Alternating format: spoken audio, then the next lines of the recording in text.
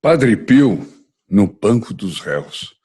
Olá, caros amigos e amigas da Associação Regina Fidei, meu nome é Odair Gutierrez e esse é o nosso programa Padre Pio.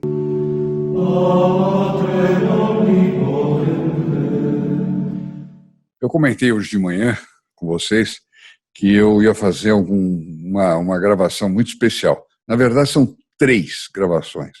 São 3 gravações falando das perseguições que o Padre Pio sofreu.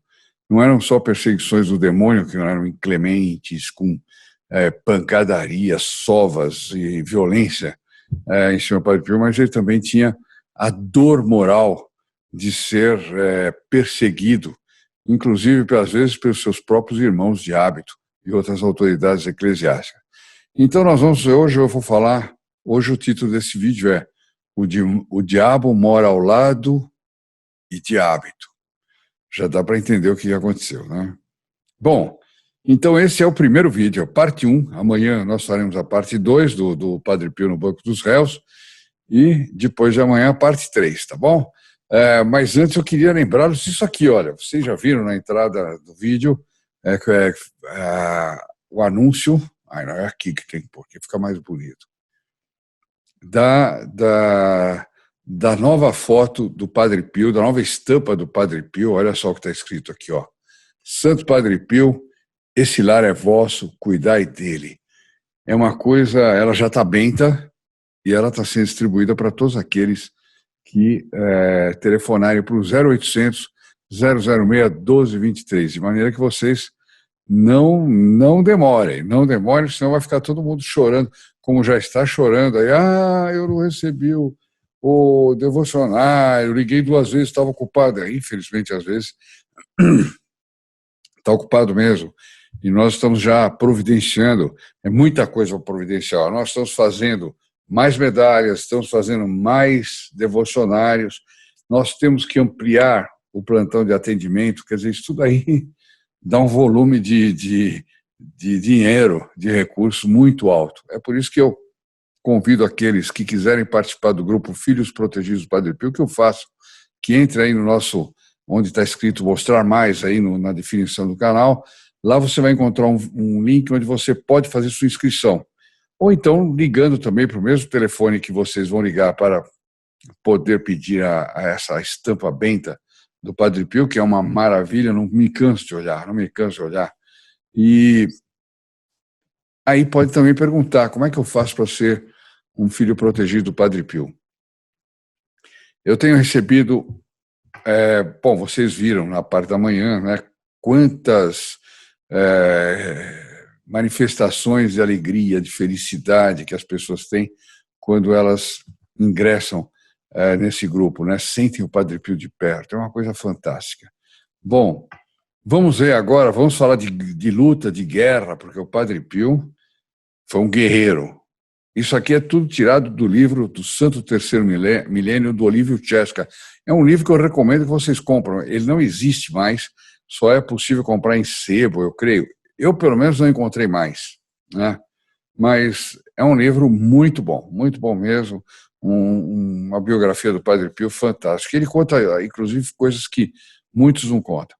Então, ele vai contando aqui que o bispo capuchinho, Dom Girolamo Bortignon, bispo capuchinho, era um capuchinho bispo, de Pádua, porque você sabe que em Pádua é muito forte ali a presença de Santo Antônio de Pádua, o corpo de Santo Antônio, a língua de Santo Antônio, que está incorrupto, que ele era chamado martelo dos hereges, porque a língua dele era super afiada, ele respondia a todos os protestantes, hereges, etc., que levantavam problemas doutrinários, né? E ali está o corpo dele, eu estive lá, é uma maravilha a Basílica de Pádua, e ela é franciscana. Eu tenho a impressão que ela também ou os capuchinhos, mas enfim, não sei. Agora eu fiquei um pouquinho na dúvida. Mas o bispo de Pádua era um capuchinho, Dom Girolamo Bortignon. Começou a se opor ao Padre Pio em 1959. O Padre Pio ainda ia sofrer quase 10 anos com essa perseguição, com base na seguinte alegação, olha só. Então, ele dizia, os decretos do Santo Ofício, não tendo sido revogados oficialmente, continuam em vigor, porque tinha havido decretos do Santo Ofício proibindo o Padre Pio Eu vou ler aqui. E, consequentemente, os fiéis deviam continuar sendo advertidos a manterem-se distantes do controvertido frade, pelos perigos que representa. O diabo mora ao lado, às vezes de hábito. Barbaridade. Então, aqui vem. Há mais de 20 anos, escrevia ele no Boletim da Diocese em 1959, encontram-se em vigor uma proibição dirigida a todos os fiéis, exortando-os a manterem-se distantes deste frade. De fato, tinha sido há 20 anos atrás que tinha saído esse decreto. Ele dizia, como ele não foi suspenso, continua em vigor e não pode se aproximar do Padre Pio. Isso deve ter uma dor de cotovelo qualquer, mas sobretudo, inveja, demônio, maldade, eu não sei explicar.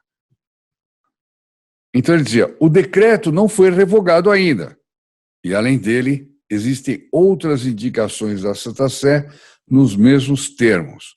Ele juntou tudo num balaio, que são várias perseguições que o Padre Pio tem, etc. Já está tudo assim. Mas ele silenciava que depois daqueles decretos, o Papa Pio XII, com suas palavras e atos, tinha extinguido toda e qualquer sombra de interdição, e que desde então Padre Pio se tornara confessor de numerosos cardeais, bispos, prelados e religiosos do mundo inteiro, e muito especialmente de Roma. Quer dizer, o Padre Pio era um confessor de pessoas importantíssimas, de cardeais. A gente vê que, naquele tempo, ainda haviam prelados, autoridades eclesiais que tinham muita fé, que procuravam salvar sua alma, senão ninguém ia procurar o Padre Pio, né? Em oposição a esse fato, e também a orientação de Pio XII, Bortignon chegava a ponto de proibir a celebração de missas e orações de qualquer tipo que tivessem alguma ligação com o Padre Pio. Olha que barbaridade, que radicalidade, que intolerância, né? Hoje em dia tem gente que acusa de intolerância outros, mas o faz sem tolerância nenhuma, né? Os maiores intolerantes são aqueles pregadores da tolerância. Seja tolerante! Ele não é com você, mas é assim que funcionava, que era um caso assim, muito parecido. O alvo principal de sua luta eram os grupos de oração. Olha aqui onde é que está o negócio. O demônio não gostava dos grupos de oração, porque esse era um dos maiores apostolados do Padre Pio, já existentes na diocese de Pádua, na diocese do bispo Bortignon, antes ainda da chegada de Dom Bortignon. Quer dizer, já existiam os grupos de oração, antes dele ser bispo, mas ele encasquetou, tinha que acabar com aquilo. Vendo que o pessoal desses grupos, contrariando suas determinações, continuava enviando mensalmente sua modesta contribuição a San Giovanni Rotondo, o que, segundo ele, representava, olha só, essa contribuiçãozinha, uma esmola que se mandava para a central dos grupos de oração, etc., representava para o Dom Bortignon uma hemorragia de dinheiro da diocese. É como se o dinheiro da diocese de Pádua estava tendo uma hemorragia, e essa hemorragia ia toda para São Giovanni Rotondo. É uma barbaridade. Desencadeou uma verdadeira guerra contra seus dois líderes locais, os dois líderes locais dos grupos de oração do Padre Pio. Eram eles Atílio Negrisolo e Nelo Castello, dois padres diocesanos exemplares, cujo crime, qual era o crime desses dois padres? Consistia em serem amigos do Padre Pio e promoverem sua obra. Vocês estão vendo que as coisas não são feitas, não são fáceis para os santos, não. Tem gente que pensa, puxa vida, o santo tem tal dom, ele consegue se bilocar, ele consegue ler as consciências, ele consegue fazer milagres, suspender as leis da natureza, né? Mas a troco do quê? A troco de tanto sofrimento, perseguição, perseguição, perseguição. E quem apoiava ele era um criminoso para o Dom Bortignon. Tendo-se eles, esses dois padres, negado a aceitar as determinações do bispo, foram processados à moda comunista, sem provas, sem testemunhas, sem defesa. Vocês conhecem algum lugar onde é feito coisas assim ou não? Sem provas, sem testemunhas, sem defesa. Eu conheço. Os países comunistas, né, são desse jeito. Sob ameaças de severas penas, exigiu-se que se reconhecessem réus de uma série de delitos. Quer dizer, eles tinham que reconhecer, se autoacusar, quer dizer, eles tinham que fabricar prova contra eles, que inclusive juridicamente é uma coisa inválida, né? Mas ele exigia isso, porque era processo à moda comunista. Né? E também que denunciassem o Padre Pio como conspirador deles e dos fiéis pertencentes aos grupos de oração. Em seu livro branco, Brunato era um autor da época, nos dá uma síntese desses delitos, dos quais Bortignon queria fazer réus confessos dos dois padres. Olha aqui quais são os delitos que esses dois padres cometeram.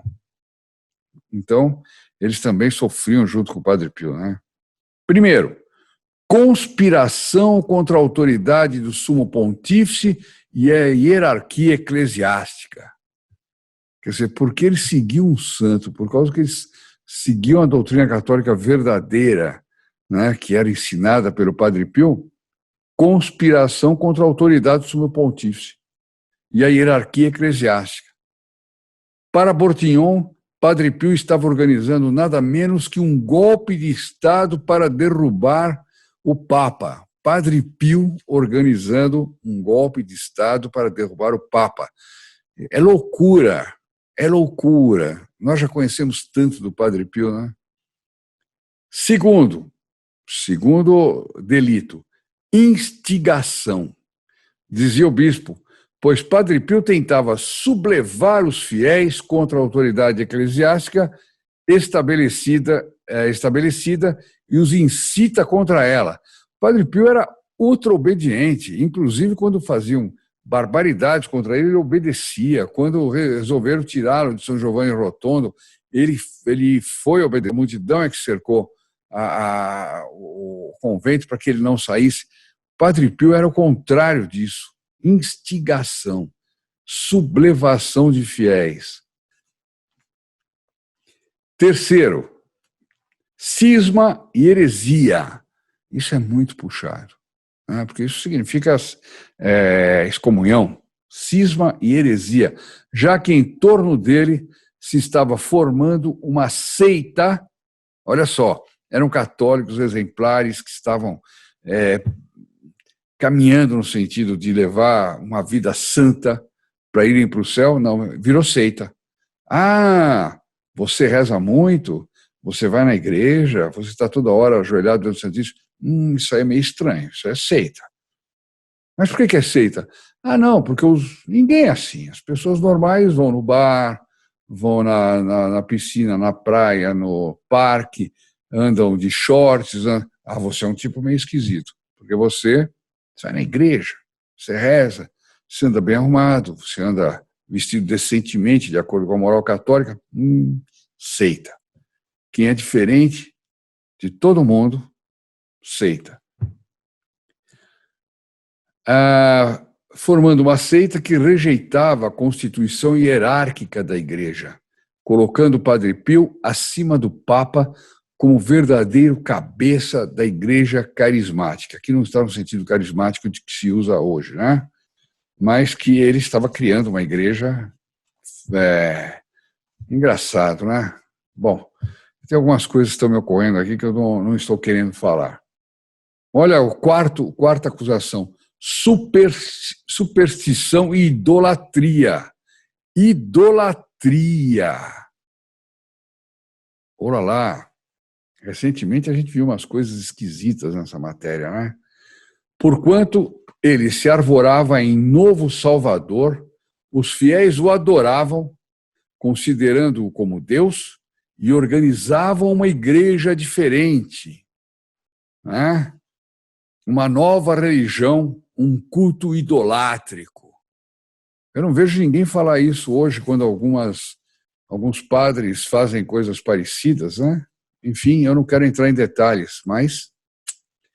Quinto, formação de uma espécie de sociedade secreta ao estilo da maçonaria, que às vezes Dom Bortignon não tinha papas na língua, ele inventava o que ele bem queria. Esse aqui deve estar no inferno, bom, não sei se está no inferno, não se pode dizer isso, mas se porventura para lá ele foi, ele é o demônio protetor das fake news, né? Ele é o primeiro criador de fake news, mas eu não quero ser, digamos, não quero ser desrespeitoso em relação. Deus pode ter salvo essa alma e Deus queira que tenha salvo. Sexta acusação, falso misticismo, porque os fiéis do Padre Pio, menosprezando a legítima autoridade e sua lei, quer dizer, eles menosprezavam a autoridade religiosa e a lei da igreja, se entregavam a todo tipo de imoralidade. Isso aqui é perverso. Perverso. Não tinha fato, não tinha acusação, não tinha prova, não tinha nada. É o que está dito aqui, que o Olívio Chesca diz assim, ele resolveu fazer como que é? Uma coisa... onde é que está? Me perdi. Ah, não, está aqui. Ele diz assim, resolveu fazer um processo à moda comunista, sem provas, sem testemunhas, sem defesa. Muito parecido com o que acontece em alguns lugares ainda hoje. No seu apaixonado desenfreio, chega a afirmar que Padre Pio nega a Cristo e sua redenção. Pessoal, olha esse olhar. É de um homem que nega Cristo, que nega a redenção do nosso Senhor Jesus Cristo, ou esses olhos que você vê aí são os olhos de nosso Senhor Jesus Cristo, que habitava já no Padre Pio. Mas eu não vou afirmar isso, não vou dizer, você está fazendo uma seita também estranha aí, uma seita do Padre Pio, não. De jeito nenhum. Bom, no seu Apaixonados Desenfreio, chega a afirmar que o Padre Pio nega Cristo, sua redenção, para arvorar, eu já li isso, para arvorar-se em novo mediador e redentor. Tratava-se, escreveu Malatesta, um outro biógrafo, né, de imputações tão falsas, capciosas e infamantes que nem a Inquisição do passado teria conseguido fabricar. Quer dizer, nos lugares onde a Inquisição se desviou e teve barbaridades, como, por exemplo, matarem Santa Joana d'Arc, né? Era uma Inquisição corrupta que fez isso, né? Nem nesse tempo diziam essas coisas que se falava a respeito do Padre Pio. Para dar um basta em tudo isso, Bortignon exigiu dos fiéis que rompessem em definitivo com os grupos de oração, aplicando, com base no cânon 2335 do direito canônico daquela época, olha o que ele fez, ele aplicou a pena de excomunhão àqueles que não se comprometesse, por escrito a deixar aquela estranha sociedade. A pessoa tinha que fazer um documento, como se ela estivesse fazendo uma abjuração, entendeu? Dizendo que ela abandonava qualquer ligação com o Padre Pio, que ela não aceitava, etc. É uma barbaridade. Do contrário, excomunhão. Excomunhão. Vocês dizem, como é que pode um bispo ser assim, né? Pode. Vocês já não viram coisas dessas? Todo mundo que está vivo hoje em dia já viu coisas dessas? Enquanto o povo era exortado a não dar casa e nem comida aos dois padres, olha que maldade! São requintes de maldade e crueldade. Quer dizer, esses padres têm que virar moradores de rua aqui em Pádua, não podem. Parecia ter chegado o tempo predito por Cristo para esses dois padres, que diz aqui em Jó, né? Todo aquele que vos matar, julgará estar prestando culto a Deus. Que barbaridade. Jó 16:12. Bom, termina aqui a primeira parte do Padre Pio no Banco dos Réus. Na segunda parte, o que eu falava? Vou dar uma... Olha, nós vamos fazer... Vocês vão ver que os padres diocesanos começam uma briga para tentar serem restabelecidos, apelam para o Vaticano, não conseguem nada. Depois morreu o Papa Pio XII, né? Foi eleito João XXIII. Vai ser isso o tema Nós vamos entrar... Então não percam, hein? Parou no padre no povo exortando o padre a não dar casa nem comida aos dois padres. Impressionante. Bom, meus amigos, para não ficar longo, se eu desse tudo aqui, vocês não iam aguentar assistir esse vídeo, mas vamos assistir o próximo, amanhã, e vamos começando a aplicar a nossa situação de católicos fiéis ao Padre Pio, devotos do Padre Pio, devotos da Igreja do Tempo do Padre Pio, uma igreja que nós, infelizmente, não vivemos, mas que, pela leitura do Padre Pio, nós vamos vendo, era uma igreja maravilhosa, que ela calçava os caminhos para o céu. E o Padre Pio talvez fosse o maior engenheiro dessas estradas para o céu na época. Ficamos agora com a Ave Maria, um por todos, todos por um, e com a bênção do Padre Pio. Não percam amanhã a continuação dessa história. Até a próxima.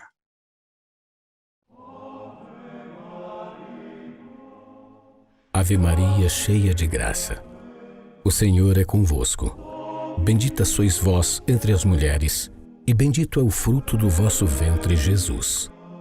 Santa Maria, Mãe de Deus, rogai por nós, pecadores, agora e na hora da nossa morte. Amém. In nome del Padre, del Figliolo e dello Spirito Santo, e così sia. Sia lodato Gesù e Maria, e buonanotte a tutti.